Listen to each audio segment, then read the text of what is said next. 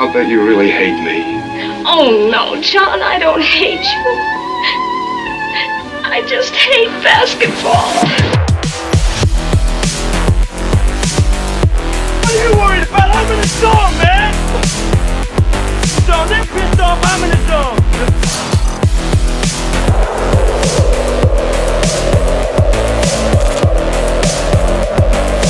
There's a Razorback in my truck! What's the matter with you guys? What's the matter with you? I'll make it. Shot clock. Thurman beat it. Oh!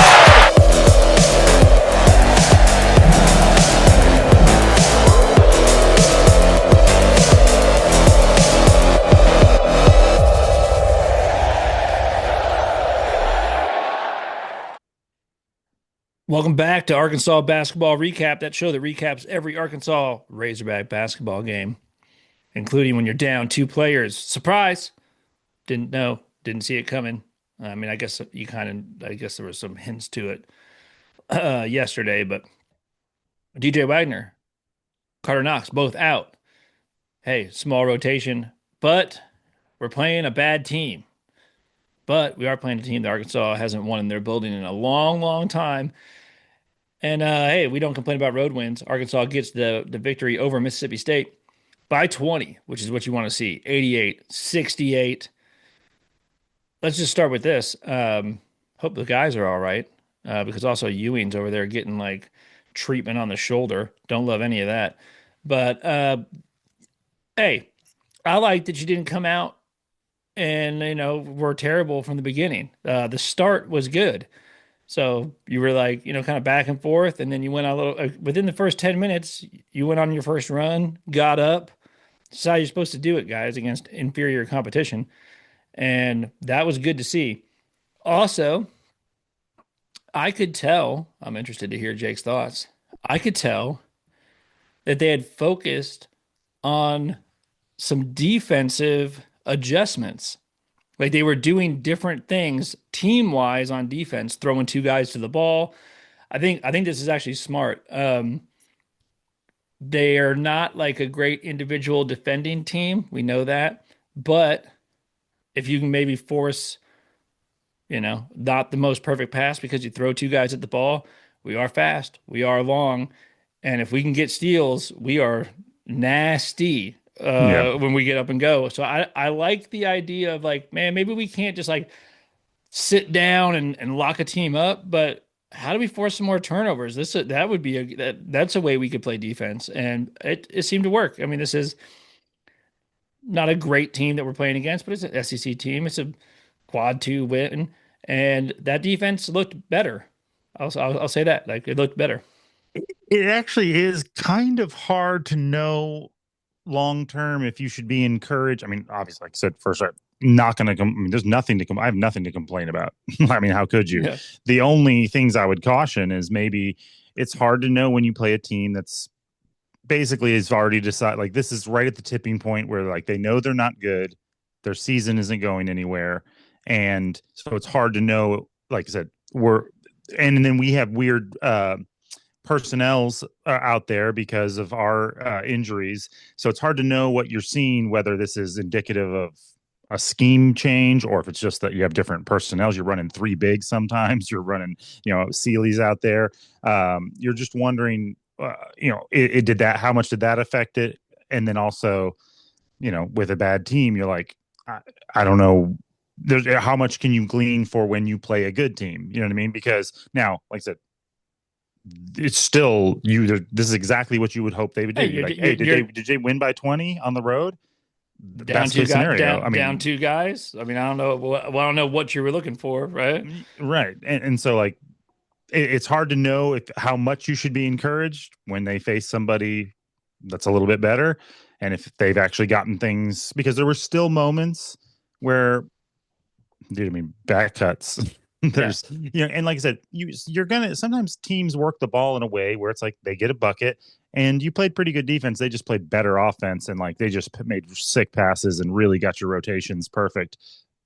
But that's not what a lot of those there's other ones where it's like there's a guy standing and they're wide open and you can tell Ewing or whoever is not aware that he's there. You know Yeah. what I mean? And like they throw it past him.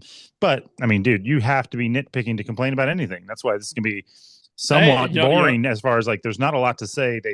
Everybody played what pretty well. The thing that I guess to talk about is the Billy Richmond getting you off to a good start. You wonder if Cal will keep that going even when Carter Knox is available, or does he go back to that? And you know, I mean, you couldn't ask for a better position for Sealy to go in and get some good minutes. I mean, from there's a difference when someone's like playing bad or gets in foul trouble, and it's like, all right, I guess come in here, like try not to screw this up. There's a different kind of headspace and pressure, because you're like, oh, my team really needs me, or we're in a bad spot, or I'm going to judge my performance against this other guy. Whereas this is the scenario. It's like, hey man, we just need somebody to give somebody a breather. Just go out there and just do anything positive. And so like it feels like there's no pressure, because it's like, hey, we need you to give us some good minutes. So just go out there and don't screw it up. And he played good defense. He scored buckets when he needed to. I mean, it's like go up on a road, but against a weak team.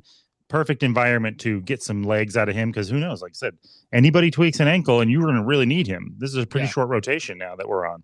Yeah, I mean, Sealy looked good, man. He's long, man. He's 6'7", you know, so he's long and, you know, got a plus wingspan. He's athletic. You know, can get to the rim. I thought defensively he did the right things. Like bigger guys than him, they get the ball and he like tying it up on the come up and stuff, you know. By the way, dude, we had 9 blocks in this game. We were swatting like like Trevin. I mean, Sealy has 3 blocks in this game. Billy Richmond. I mean, we were swatting at the rim, dude. Like we were telling them to get that out of there. It was kind of the game was a little bit different from half to half. The first half, it was like a lot of blocks, a lot of penetration, and then throwing it up to big guys. All of them, every one of them. I mean, literally Sealy, Ewing, Brazil, Pringle. They all got some oops. And in the second half, the shooting started going down. Yeah. And then it was just like, that was, I mean, they just couldn't stop inside or outside, and then they just got buried. I thought, I mean, if you force me to complain about like something, I thought when they got up by like 10, I thought in the second half there, it was almost like Acuff had decided like, okay, we can beat these guys. There's almost no way they can beat us. Like we're better than them. And instead of like really working hard to press that 10 into a 20-point advantage where it's like really crush them, it seemed like he took some like kind of not that great of shots that were like the kind of shots where you're like, there's still 15 seconds on the clock and you can get that. I mean, you're just going to pull up and shoot a 3-pointer. It's so funny to I don't disagree with you, but then you're looking at Acuff's stat line. The guy has played 38 minutes because there's injury stuff, and he has 24 points. He goes 9 of 19, so he shoots almost 50%, 3 of 5 from 3, 8 assists, 5 rebounds, 1 turnover. And you're like, I mean, we're really nitpicking. Like, no, the only reason I would nitpick it is not, like I said, he played great. He played amazing. But I just thought there was a brief moment there where it felt like we should be getting a lead and we weren't. And it felt a little bit like we weren't doing the let's stomp on their neck while they're down thing. And I'm afraid, like, if you do that against a better team, you might risk letting them back into the game. You know what I mean? And but honestly, it was literally like a really brief moment. Second half, he did amazing. I mean, he shared the ball. I mean, it just felt like everything was clicking. Are we a little like spoiled on Acuff at this point? Like, were we just kind of just like, 24 and 8? Yeah.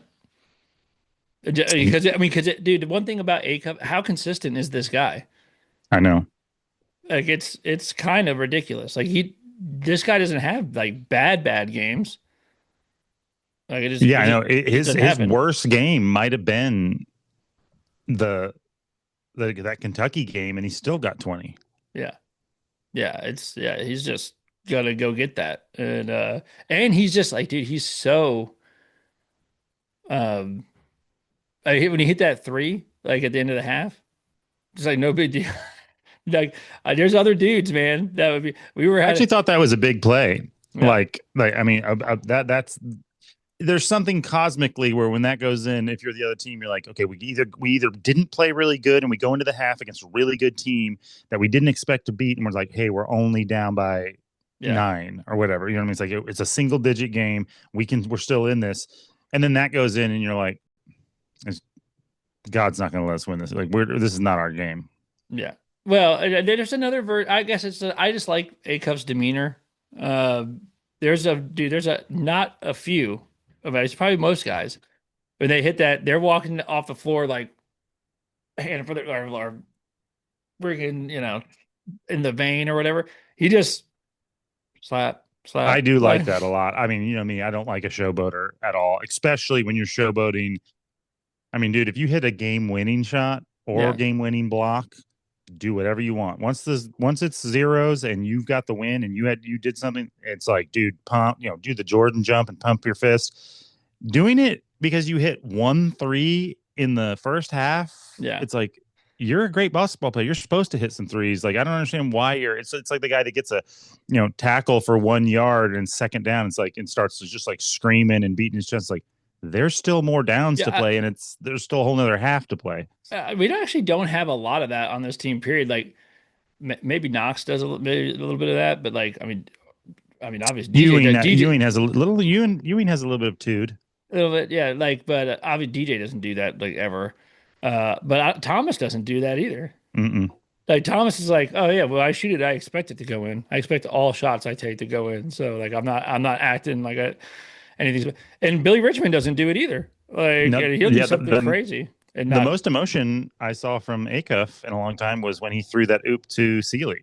He Yeah, really enjoyed that. You could tell he liked him being able to get that. So I mean, it is a good attitude from a leader. yeah, Takes like more joy in getting one of the young guys, a cool bucket that is yeah, not typical for him, instead of all the stuff he's doing. yeah. Another thing that was weird. So we had two guys that played 40 minutes. Two guys that went 40. And that was Brazil played all 40 minutes, and Malik Thomas goes the distance, man. It was wire to wire, has to play 40 minutes. And Malik Thomas played good. I mean, he was.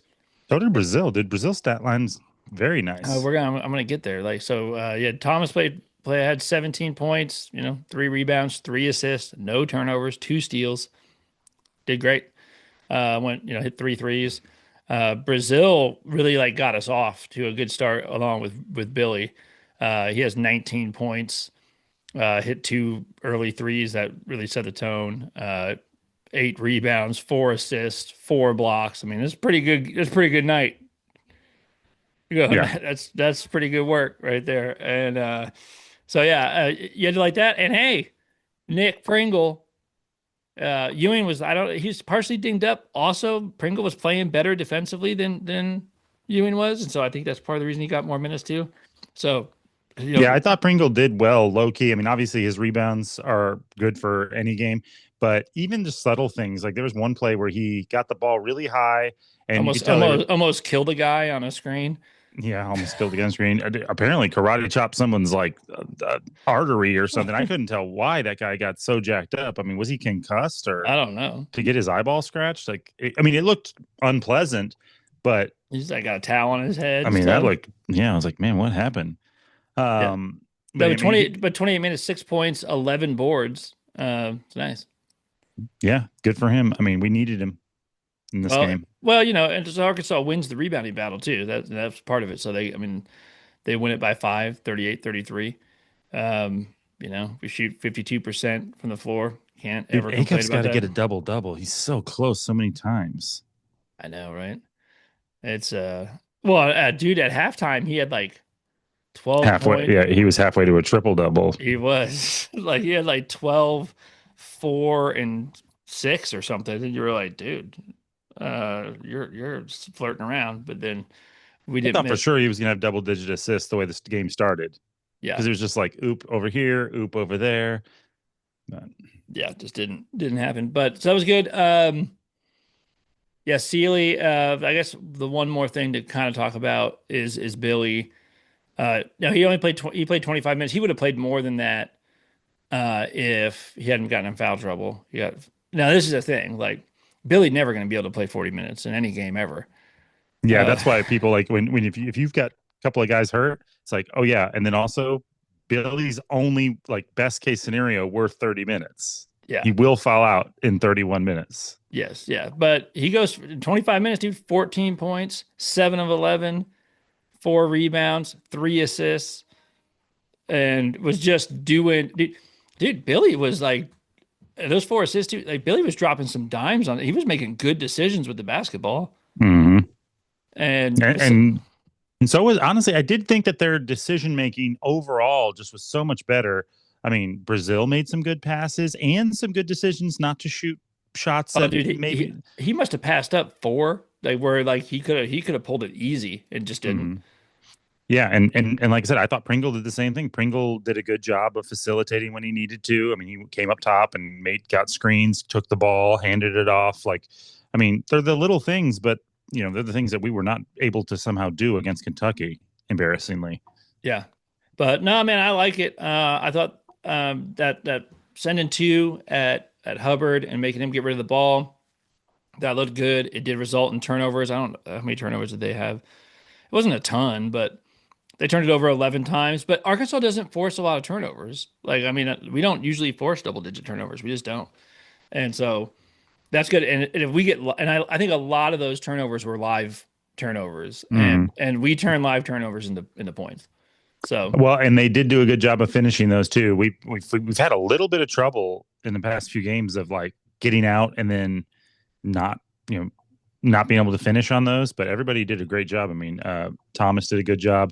That one where Darius switched hands and there was like just a forest of arms and he laid it in over the front of the rim. Yeah. That was sick. Oh, dude, when you switch, like, dude, that was Finished with a finger roll to the left. To the left that's hand. when I'm just like, yeah, dude, I'm not even. Now, do I know how to play basketball? I don't know. Like That one's got to look cool. I want to see a still of that one because, like I said, there was like 3 arms all around up in there. yeah, because he switched that the last second to his left hand, and like I'm like, how do you have that much touch with your off hand? Like, I mean, I can make a left-handed layup, but like, I mean, how are you in the air and then be like, let me just finesse this in, like switching it in? Yeah, You dude, think that's you'd have put that a little hard off the heel or something a little with bit. your left hand moving Yeah, with your body moving like that? yeah, a little bit. Yeah. A little bit. So, yeah, great win. I'll take it. I like that. I like that we didn't have to, we won by 4, so it was a little tight down the end. I never felt like we were going to lose, but it was a little nervous. Well, that's not one of those. It was like, yeah, man, this thing was in hand. It was on the road. You did what you're supposed to do. You did it shorthanded. I do think though, if I was making the calls, I'm using Carter like coming back slowly as at least an excuse to be like, let me try this out a little bit because I think that there's something about Billy and the energy, the intensity that I think you just I want to think so have from the too. He's jump. going to be you're going to be less likely to get off to a slow start defensively. I mean, it's not going to be a panacea. You're still going to have some game where they make mistakes and they have they have a hard time getting their feet underneath them, but it just seems like the percentages wise, like you're so much more likely for him to give you some juice than not. I just think I mean? I think everyone else plays harder when he's on the floor Mhm. because he makes you look dumb. Well, it is just kind of contagious. Playing hard's contagious. Yeah, To me, it does make a lot of sense. People start yelling and stuff. Yeah, I'm pro that. I don't like. I'm starting energy. Like I just want to start games that way because I think that. And like I said, it'll backfire at some game. He'll pick up 2 early fouls. Yeah. And like, miss one of those where he's just like picks up the ball like a running back and runs over somebody. And it'll be like, well, that didn't really, it'll be like, well, now he's in foul trouble and it didn't work and we're still behind. But I just think it's your best shot. Like it's just better than. Let me ask you this: whose ceiling's higher in a basketball game, Billy or Carter? I think it's Carter. Yeah, but whose he could hit 5 threes. Yeah, whose floor is way higher? It's Billy, right? Like I mean, like his floor is way higher. So I did. It's just more like I know.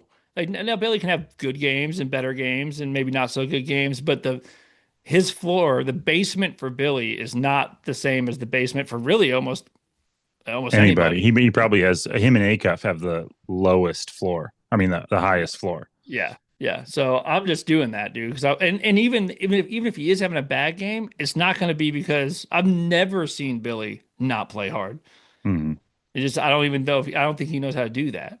And So, if neither one of them score well, it's hard to imagine Billy still not being helpful in all the other aspects of the game. Where yeah. there's just, I mean, statistically, you just look at it and like sometimes Carter just doesn't score and doesn't do anything else. Well, you know those there Carter has games. I don't want to bag on him, but where I don't even notice he's on the floor.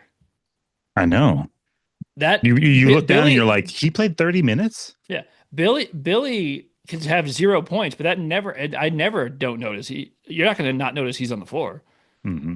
That's never going to happen because he's not going to just be like standing in the corner, that he doesn't do that. So, yeah, so I like to run that. And that's not like a dig on Carter. Like we need Carter back for sure if we're going to do anything. Like, that's no good.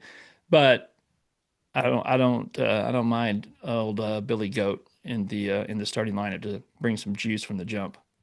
Yeah. Well, one so far so good. Yep, there you go. So.